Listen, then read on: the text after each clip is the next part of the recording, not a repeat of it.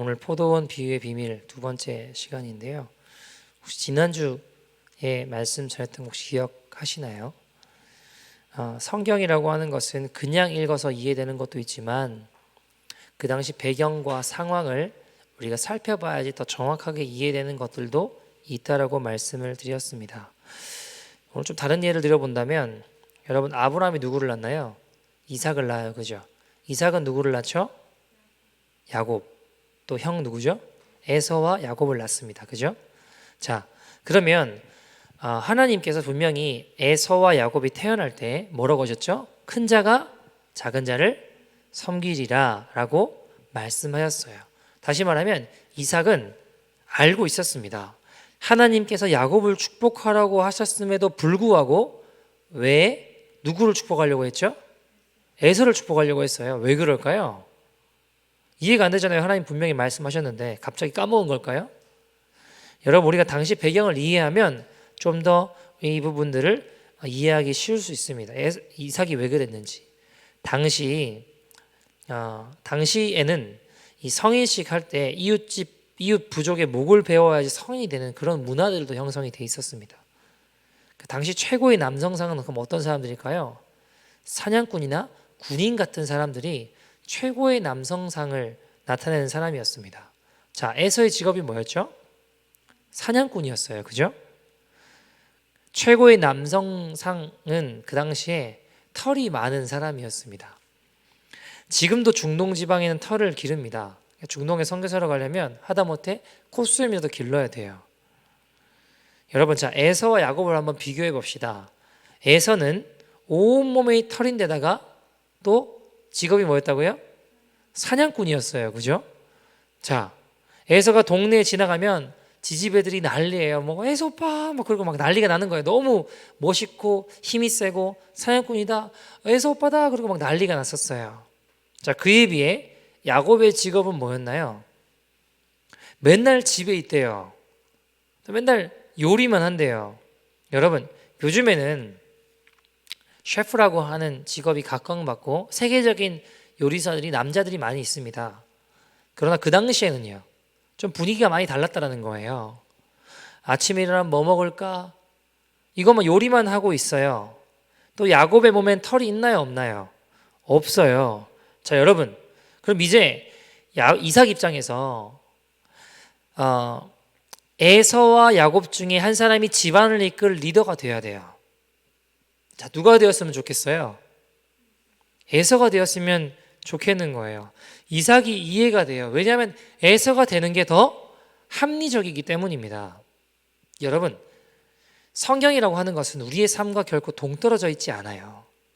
우리가 성경을 이해하고 배경 상황을 이해하면 우리 삶의 영역에 일어날 법한 일들임을 이해할 수 있습니다.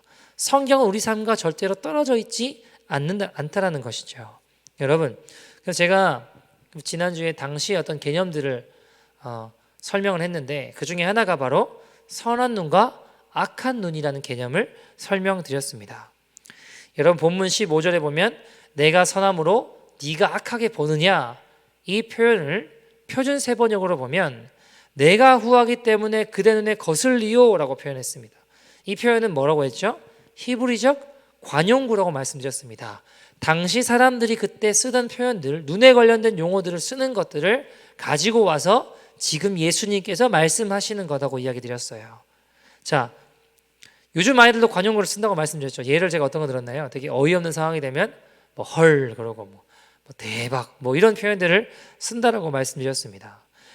그럼 당시 히브리 유대인들의 이 관용구, 선한 눈과 악한 눈이 뭐라고 말씀드렸나요?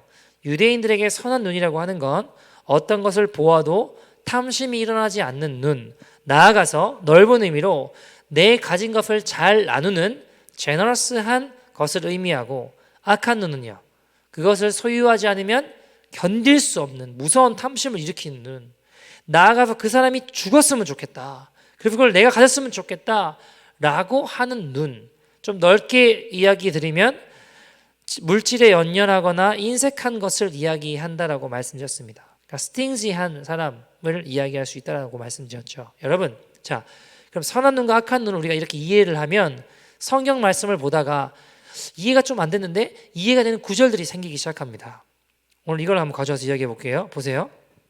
마태복음 6장에 보면 19절에서 24절, 특별히 22절에서 23절에 보시면 어떤 표현을 쓰냐면 눈이 성하면 온몸이 밝을 것이요, 그리고 눈이 나쁘면 온몸이 어두울지니라고 얘기하거든요.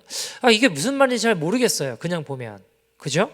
근데 우리가 지금 선한 눈, 악한 눈을 이해하고 보면 이 구절들이 이해가 되는 게, 여러분 이 구절은 19절부터 24절을 한 이야기로 가지고 있어요. 자, 19절은 어떻게 이야기를 시작하나요? 마태복음 6장 19절은 너희 보물을 어떻게 하죠? 땅에 쌓아두라고 하나요? 땅에 쌓아두지 말라. 어디에 쌓아두라고 하죠? 20절에 보면 하늘에 쌓아두라. 나아가서 뭐라고 계속 이야기하시죠? 네 물질이 있는 곳에 네 마음이 있다라고 이야기하시는 거예요. 그러면서 이 본문을 꺼내서 이야기하시는 겁니다. 눈이 성하면 온몸이 밝을 것이요, 눈이 나쁘면 온몸이 어두울지니. 즉 하나님 나라를 위해 사용해라. 물질에 연연하고 인색한 인생이 되지 마라. 하나님 나라 위해서 나누어라 말씀하시는 겁니다. 나아가서 24절에는 뭐라고 결론으로 이야기하시는 거죠? 하나님과 물질을 겸하여 섬길 수 없다라고까지 이야기하시는 겁니다. 어떤 개척교회 목사님이 계셨는데 10년 동안, 한 10년 정도 목회를 하셨습니다. 개척교회로 오랫동안 고생을 하셨어요. 정말 어려웠습니다.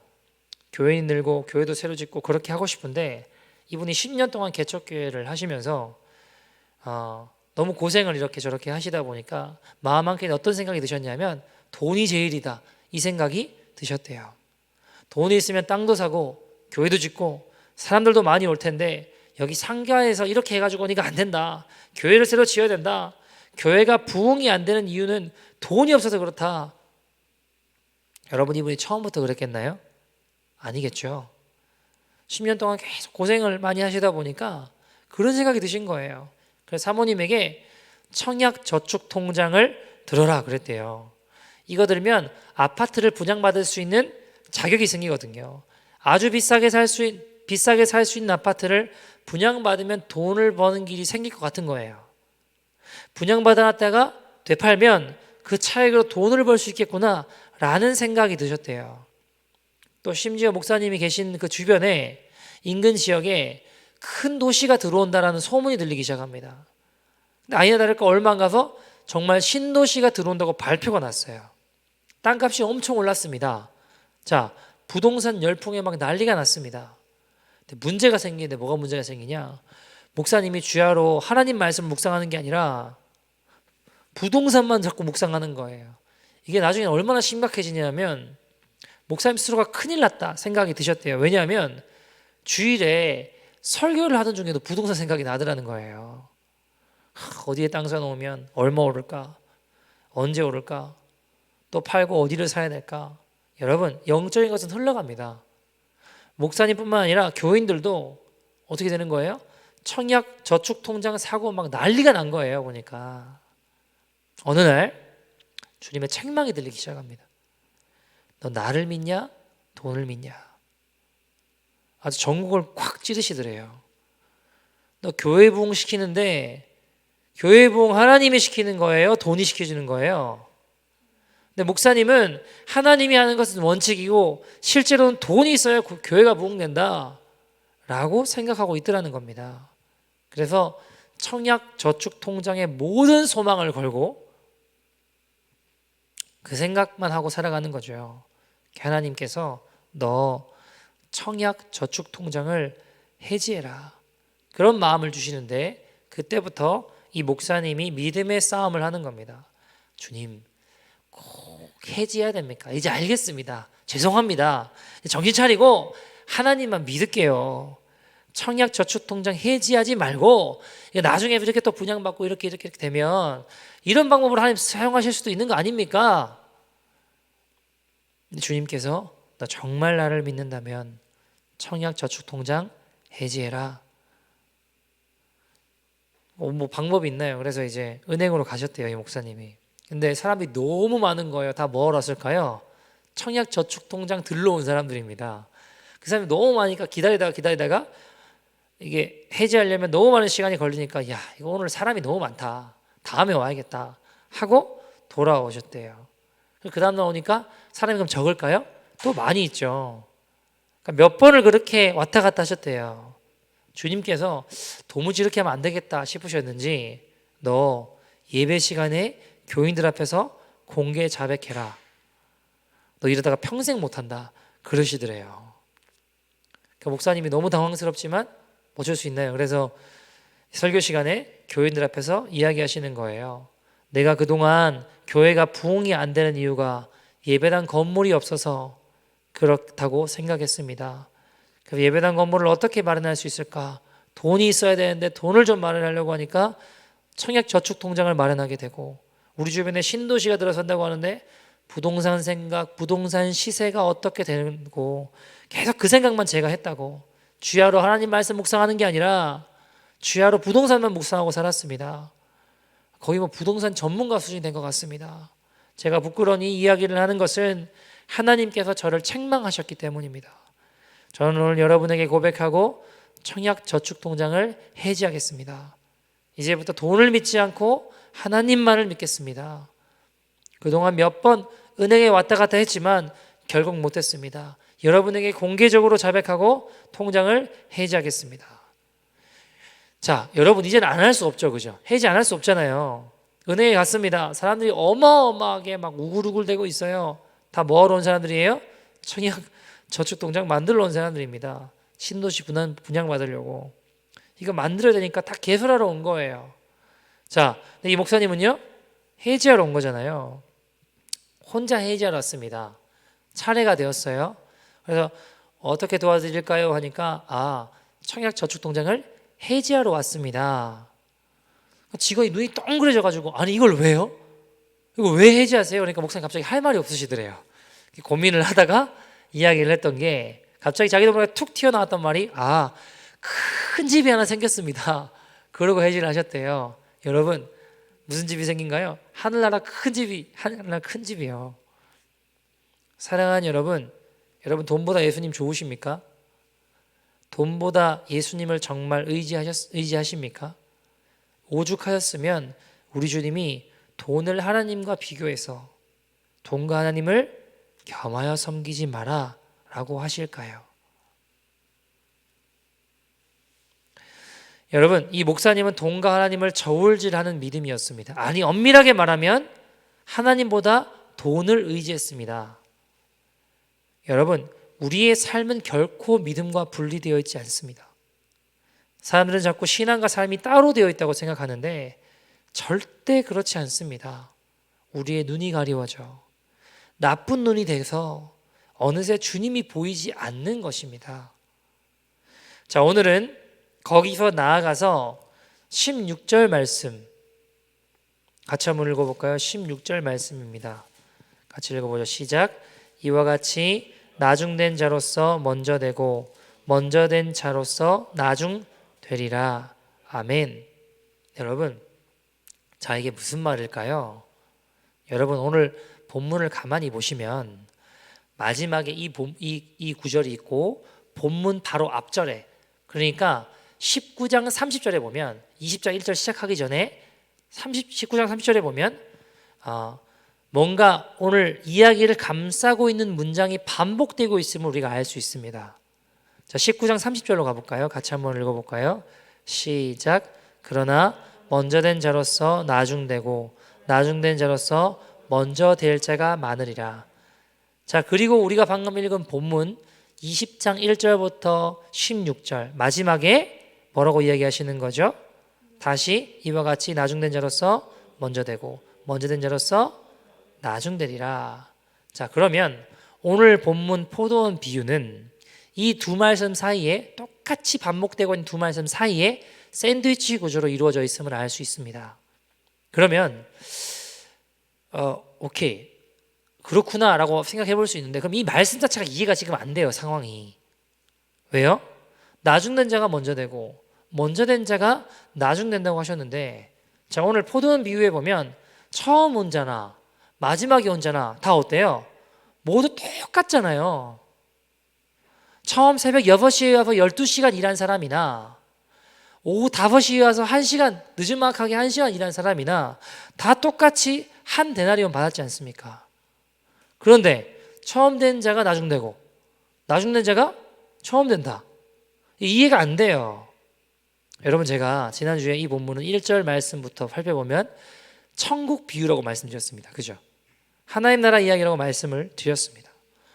자, 그러면 천국에 들어가는 사람은, 천국에 들어가는 자는 어떤 사람인가요?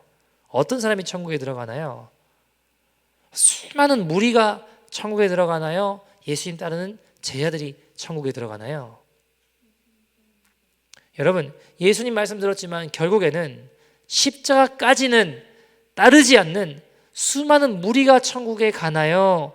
아니면 끝까지 주님의 십자가로 좁은 길로 주님을 따라가는 제자들이 천국에 들어가나요? 질문이 너무 어렵나요? 여러분, 예수님도 뭐라고 하셨죠? 친히 누구든지 나를 따라오려거든 자기를 부인하고 제 십자가를 지고 나를 쫓을 것이라 라고 하셨습니다. 자, 천국 들어가는 자는 무리예요? 제자예요? 제자입니다. 십자가 지고 주님을 따르는 제자들입니다. 자, 오늘 본문 포도원 비유가 있고 그 앞에 어떤 내용이 있는가 살펴보면 마태복음 19장 16절에서 26절에 보면 부자 청년에 대한 이야기가 나옵니다. 가진 것이 너무 많아서 예수님을 따르지 못하고 근심하고 돌아간 부자 청년의 이야기가 나오고 그 본문을 이어서 제자들이 질문을 하는 거예요. 부자 청년의 모습을 보고 모든 것을 버리고 예수님을 따른 제자들, 우리가 받게 될 궁극적인 보상이 무엇입니까? 그 이야기들을 마태복음 19장 27절에서 29절에 다루고 있습니다. 베드로가 물어보는 거예요. 부자 청년이 근심하며 돌아가는 걸 보잖아요.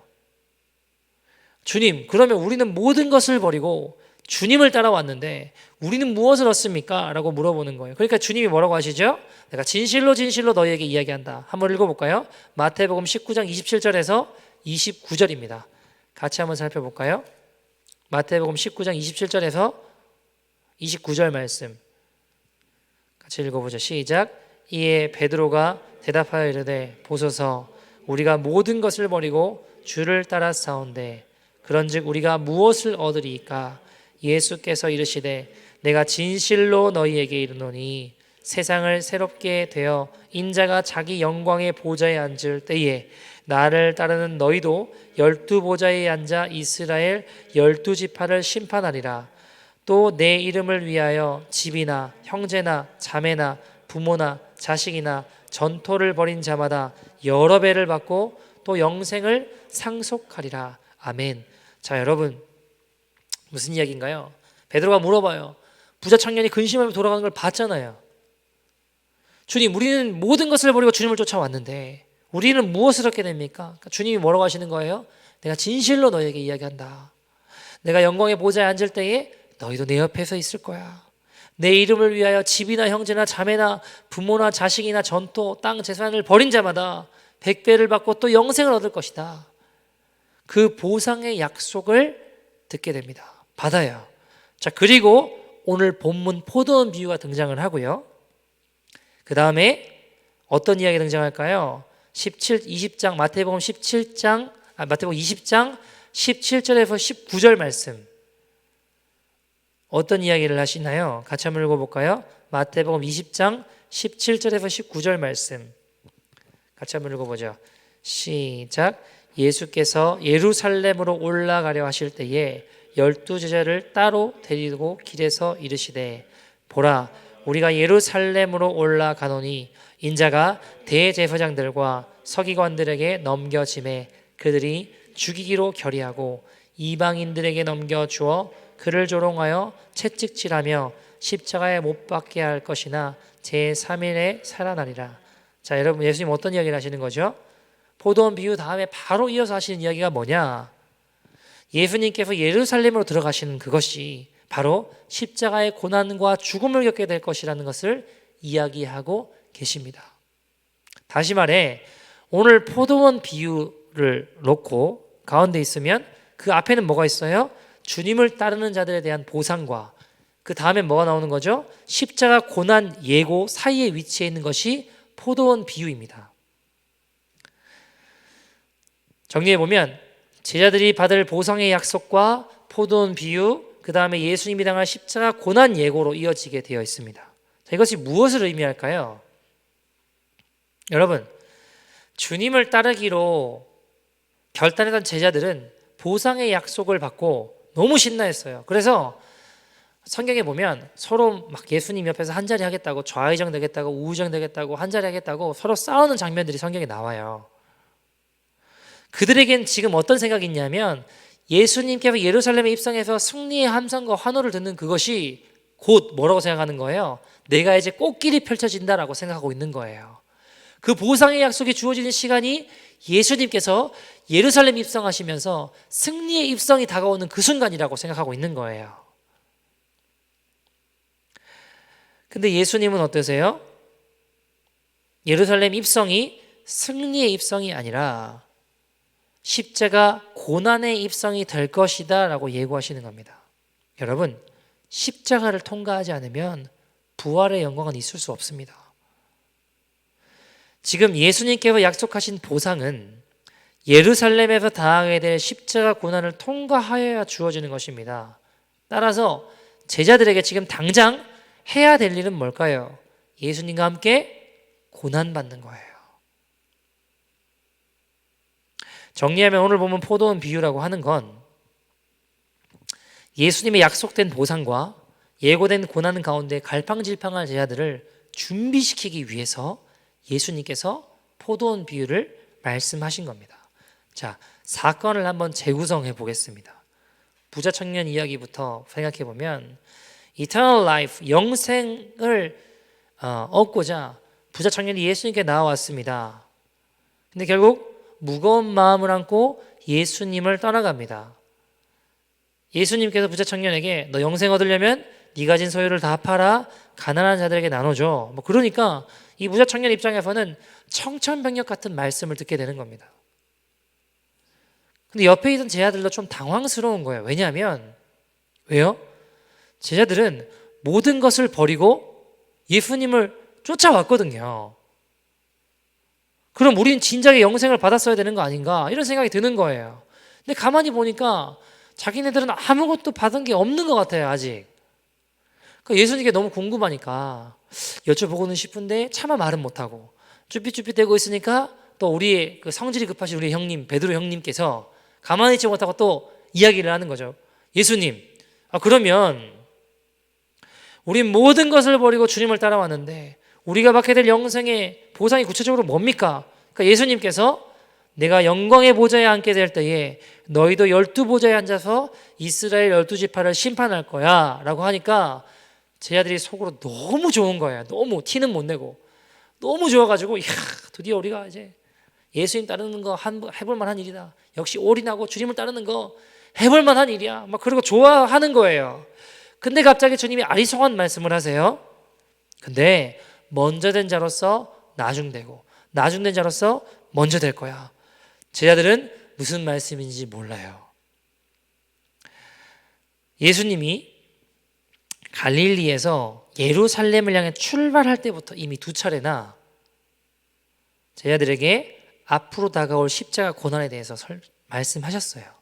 고난과 죽음에 대해서 말씀하셨습니다. 예수님은 얘들아, 예루살렘으로 가는 이번 길은 이전과는 다를 거야. 내가 십자가에서 죽게 될 거야. 근데 그게 끝은 아니야. 근데 제자들은 지금 어떤 생각을 하는 거예요? 예루살렘 입성이 이제 내가 예수님 옆에서 한 자리 차지하는 때가 다가왔다라고 생각하고 있는 거예요. 그래서 예수님께서 오늘 비유를 들려주신 겁니다. 포도원 비유를 들려주신 겁니다. 근데 듣고 나니까 제자들은 더 이해가 안 돼요. 아니, 노동량에 비례해서 품삯을 지불하는 게 상식인데 일찍 나와서 일했든 늦게 나와서 일했든 다 똑같이 한 달 내면 준다니 이거는 상식에서 벗어나도 너무 벗어난 이야기 아닌가라고 생각할 수 있겠죠. 그리고 예수님이 다시 똑같은 말씀을 하세요. 다만 먼저와 처음의 순서만 바뀌었을 뿐입니다. 나중된 자가 먼저 되고 먼저 된 자가 나중될 거야.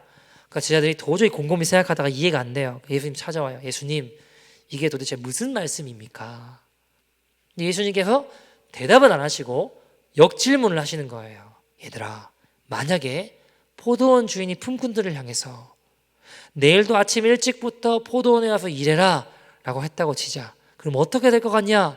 그러니까 제자들이 무슨 생각이 번뜩 떠오를까요? 아니 어차피 똑같이 받는 거 이제 막 이렇게 5시쯤 다 나오지 않겠냐라고 말하고 싶지만 차마 예수님 앞에 그렇게 말은 못하고 쭈삣쭈삣대고 있다가 기어이 생각해낸 게 뭐냐? 기어이 생각해낸 게 뭐 내일 돼봐야 알겠죠. 뭐 이제 이런 상황인 거죠. 내일 돼보면 알겠죠. 이런 상황인 거죠. 예수님 다시 질문하세요. 자, 그럼 만약에 너희들이 비유 속의 품꾼이라면 너희는 어떻게 하겠냐? 내일하고 다시 아침 일찍부터 일하자라고 했을 때 어떻게 하겠냐? 여러분, 제가 이 본문은 천국 비유라고 말씀을 드렸습니다. 자, 그러면 타겟이 바리새인들일까요? 예수님 따르고자 하는 제자들일까요? 제자들입니다. 즉 모든 것을 버리고 주님을 따른다라고 하지만 지금 마음은 콩밭에 가 있는, 나는 이제 곧 어마어마한 보상을 받게 될 거야, 십자가도 통과하지 않고 착각하고 있는 제자들을 깨우치기 위해 이 비유를 사용하신 겁니다. 제자들은 예루살렘에 들어간 날이 어떤 날이라고 생각했다고요? 보상의 날이 될 거라고 생각했어요. 근데 예수님은 예루살렘에서 순환을 겪게 될 것이라고 말씀하셨습니다.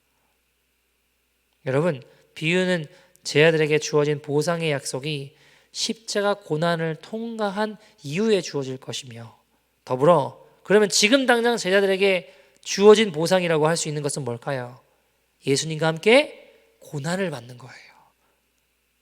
그것임을 가르쳐 주시는 겁니다. 여러분, 그럼 오늘 본문에 아침 일찍부터 포도원에 나와서 더위와 수고를 견디며 일하는 것은 무엇을 의미할까요? 예루살렘에서 당하게 될 예수님의 십자가 고난에 동참하는 것을 의미합니다.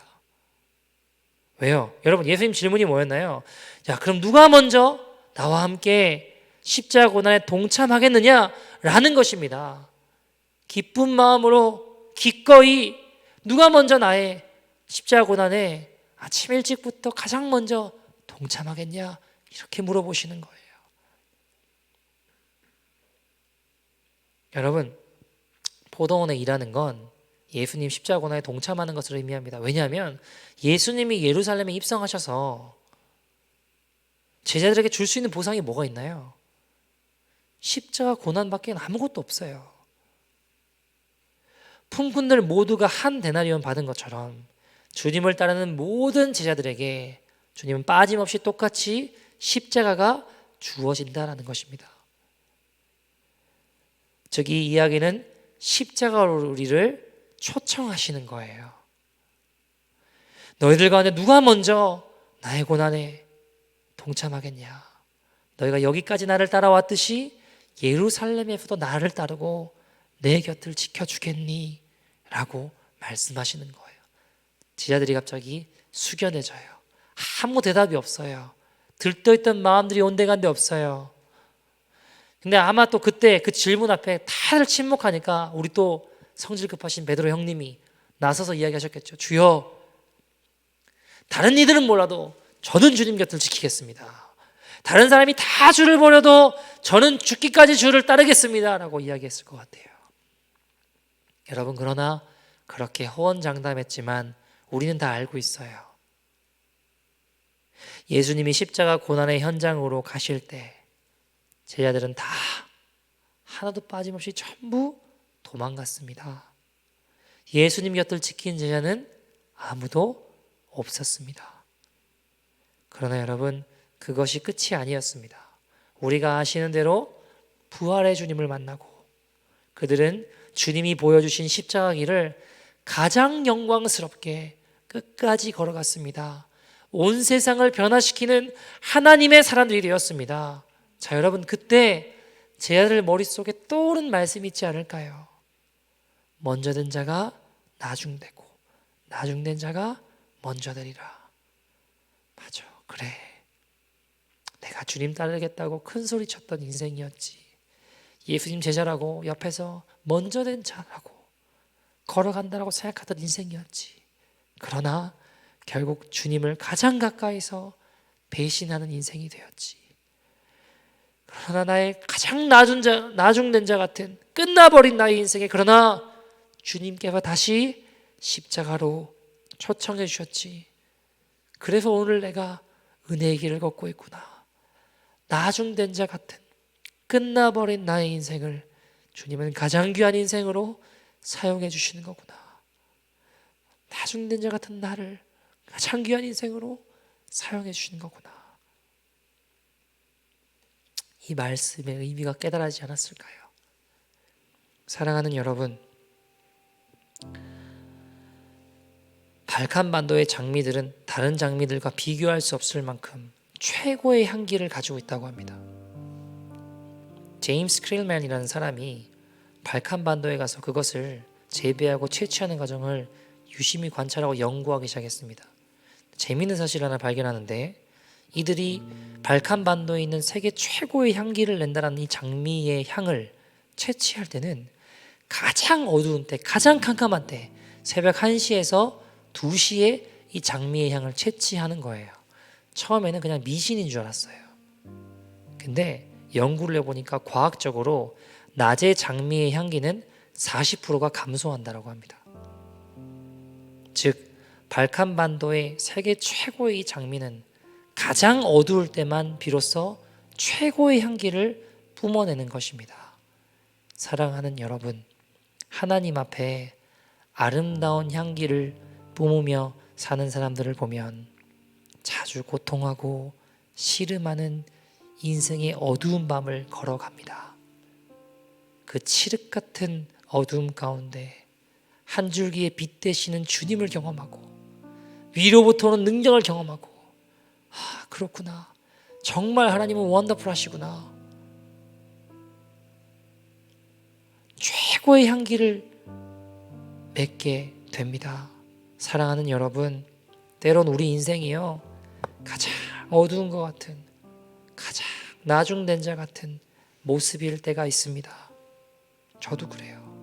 저도 가장 나중된 자, 끝나버린 자 같은 모습일 때가 있습니다. 말씀대로 늘 순종하며 십자가 좁은 길 걸어가기 힘쓰며 내 자아를 십자가에 늘 못 박고 처절하게 싸우며 걸어가려고 해도 때론 잘 안 되는 제 모습을 발견하기도 합니다. 여러분, 그럼 어떻게 될까요? 자꾸 내 입장에서 내 기준에서 모든 것을 판단하고 평가하고 정죄하는 거예요. 하나님의 시선과 하나님의 기준이 아니에요. 십자가의 도가 아닌 겁니다. 그럼 어떻게 될까요? 늘 불평하고 원망하고 탓만 하는 거예요. 하나님 나한테 너무하시는 거 아닌가? 나는 왜 이런 상황에 처해야 되는가? 나는 왜 이런 가정에 태어났나? 십자가의 길은커녕 이런 어리석은 우를 범하게 됩니다. 근데 그 모습이 때론 제 모습일 때가 있어요. 여러분, 근데 이런 나중된 자 같은 우리에게 주님이 오늘 제자들에게 말씀해 주신 것처럼 다시 십자가 길로 초청해 주세요. 누가 나와 함께 그 십자가 길을 걸어가겠냐? 가장 어두운 그때에 향기 나는 인생으로 초청해 주십니다. 사랑하는 여러분, 우리 다음 세대 아이들도요, 말씀대로 순종해 보려고 열심히 내 자아와 싸워요. 내게 주어진 십자가 지고 자아랑 막 싸우더라고요. 어떤 아이는 지난주에 설교를 듣고, 지난주 제가 그 선한 눈과 악한 눈을 이야기했잖아요. 근데 그 설교를 가만히 듣고 이제 good eyes, evil eyes 그걸 가만히 듣고 자기가 친구들하고 이렇게 놀 때 저 앞에 차마 이제 논다라고 얘기했지만 제가 봤을 때 게임하고 있을 때 같은데, 그때 뭐 부모님이나 형제 자매나 누가 말을 걸면 그렇게 짜증이 나고 화를 낸대요. 자기가 내가 친구들하고 하고 있는데 왜 나를 말고 화를 내고 매드하고 막 그런대요. 그때 자기가 evil eyes라는 거예요. evil eyes, 나쁜 눈이라는 거예요. 근데 이번 주에는 내가 한번 내가 친구들하고 놀 때 누가 말을 걸고 누가 이야기를 하더라도 굿 아이즈를 가지고 살아보겠다라는 거예요. 여러분, 아이들도 자기 자신을 꺾고 싸우며 말씀대로 순종해 보려고 합니다. 자, 오늘 물어봤는데 이번 주에 2번 매드 했대요. 이불 아이즈가 됐대요. 2번. 되게 막 미안해하고 죄송해하길래 괜찮다고, 잘했다고, 너 평소에 더 많이 하지 않았냐고, 이불 아이즈 더 많이 하지 않았냐고, 근데 2번밖에 안 했으면 더 많이 굿 아이즈 많이 가져본 거 아니냐고, 다음 주에 더 잘해보자고. 알겠대요. 자기가 더 열심히 해보겠대요. 여러분, 내 습관대로, 내 살아온 대로 그냥 죄짓고 화내고 싸우고, 근데 안 그래 보려고 얘도 자기 자신을 십자가에 못 박고 자꾸 싸워요. 아이들도요. 어떤 아이는요, 이번 주에 되게 스케어리하고 힘들었대요. 무서웠대요. 고민을 많이 했대요. 왜냐하면 여러분, 요즘 수업이 다 비대면이잖아요. 그러니까 뭐 친구를 직접 만나는 것도 아니고 이러다 보니까 온라인 상의 어떤 대화나 소통하는 상황들이 많아졌대요. 근데 문제는 온라인상에 포스팅하고 뭐 이렇게 하는데 친구들이 자꾸 동성애에 대해서 잘못된 정보를 가지고 전달하고 그것 가지고 이야기를 나누니까 결국 이 끝이 어디냐면 하나님을 대적하더라는 거예요. 보고 있는데 자꾸 신경이 쓰이는 거죠. 아유, 예수 안 믿는 애들이 이렇게 사는구나. 그러고 마는 게 아니라, 그럴 수 있잖아요. 아유, 어떡하냐 그러고 말 수 있잖아요. 근데 얘는 자꾸 신경이 쓰이더래요. 고민하다가 너무 두렵대요. 내가 여기다가 복음 전하고 포스팅 해가지고 동성애는 사실 니네가 밝혀낸 거 다 잘못된 거고 그 논문 거짓이고 이런 거다 막 이야기하고 하기 시작하면 왕따 당할 것 같잖아요. 두려움이 막 오고 스케어리하고 해코지 하면 어떡하나부터 여러 가지 생각들이 들더래요. 고민하다가 두려운데 복음과 바른 정보들을 포스팅하기 시작했습니다. 원래 안 하고 싶었는데 두려운데 마음에 자꾸 걸리니까 어떤 생각이 드냐면, 하나님이 원하시는 거구나 라는 생각이 들어서 스케어리하지만 순종하기를 결단한 겁니다. 아니나 다를까 역시 사람들이 막 공격하기 시작해요. 잘못된 정보 가지고 와서 동성애가 선천적이라는 논문, 그거 다 잘못된 거거든요. 이미 다 잘못된 게 밝혀졌어요. 근데 그거는 이야기 안 하잖아요. 얘가 그걸 놓고 그건 아니야, 그 논문 잘못된 거야, 다시 알리고 주님께 돌아와라 막 복음 전하고 이러니까, 여러분, 친구들 사이에서 예수님 따르고자 왕따 당해야 되는 두려움이 있을까요, 없을까요? 있죠. 왜 없겠냐고요. 그러나 이걸 보고 한 영혼이라도 돌아올 수 있다면 그 마음으로, 내가 치러야 될 대가들이 너무 두려운데, 너무 스케어리한데 뭘 생각하고 이겼느냐 하니까 이 아이가 이런 이야기를 해요. 자기가 너무 무섭고 힘든데 영생과 십자가 좁은 길을 생각하면서 이겨냈대요. 이 어린아이가 영생과 십자가 좁은 길을 생각하면서 이겨냈대요. 그래, 내게는 영원한 천국이 있어. 그래, 이렇게 주님 따라 좁은 길을 걸어가는 거야. 그거 생각하면서 이겨냈대요. 그게 뭐 대단한 일이야, 그렇게 이야기할 수도 있지만 여러분, 사춘기 소년, 이 사춘기 이때 아이들은요, 제일 중요한 게 친구일 수도 있어요. 근데 그 나이에 친구들로부터 많은 어려움 당할 수도 있지만 주님 지켜드리려고 몸부림치는 그 모습을 제가 보면서, 많은 대가와 희생이 따른다고 해도, 내가 어려움을 겪는다고 해도 주님 따라가려는 그 모습에 제가 오히려 부끄러웠습니다. 그래, 너는 지금 가장 힘들고 어두운 때 같지만 가장 진한 예수 그리스도의 향기를 내고 있겠구나. 너는 지금 너무 힘들다고 생각이 들고 가장 어두운 때라고 생각이 들 수 있겠지만 오히려 지금이 너는 가장 강력한 진한 예수 그리스도의 향기를 나타내고 있겠구나. 사랑하는 여러분, 오늘 주님께서 저와 여러분에게 십자가로 초청하십니다. 주님 만약 이렇게 물어보시면 여러분 뭐라고 대답하실래요? 너 돈을 믿고 살아갈래? 나를 믿고 살아갈래? 뭐라고 대답하시겠습니까? 여러분, 주님이 오늘 십자가를 초청하시면서 이 길은 좁은 길이야. 많은 대가를 지불해야 될 수 있어. 많은 어려움이 따를 수 있단다. 그래도 나와 함께 가겠니? 라고 물으신다면 여러분 뭐라고 대답하시겠습니까? 다만 소원하기는 주님, 내가 여기 있습니다. 주님, 내 인생 비록 보잘것없고 초라하지만 죄 많고 가장 낮은 된 자 같지만 그런 나의 인생 가운데 주님 오늘 나를 십자가로 초청해 주신다면 그 부르심에 믿음으로 반응하고 나아가는 인생이 되기를 원합니다. 주님, 제가 제일 먼저 좁은 길 십자가 길을 따라가는 믿음의 인생이 되게 하여 주시옵소서. 그렇게 결단하고 나아가는 저와 여러분 되기를 소원합니다. 같이 한번 기도합시다. 제가 같이 한번 기도할 텐데, 사랑하는 여러분, 주님 오늘 우리에게 영원한 그 보상의 약속을 주시면서, 근데 그건 십자가를 통과하는 자들에게 이루어지는 거야. 지금 너에게, 나에게 지금 필요한 건 이 고난의 십자가를 같이 지는 거란다. 힘들고 어려울 수 있어. 많은 대가를 지불해야 될 수 있어. 그러나 나와 함께 가겠니? 라고 물어보신다면 여러분 어떻게 대답하기를 원하십니까? 하나님, 미약하지만 내가 여기 있습니다. 주님, 나를 받아 주시옵소서. 주님과 함께 그 길 걸어갈 수 있는 믿음의 인생 되기를 원합니다.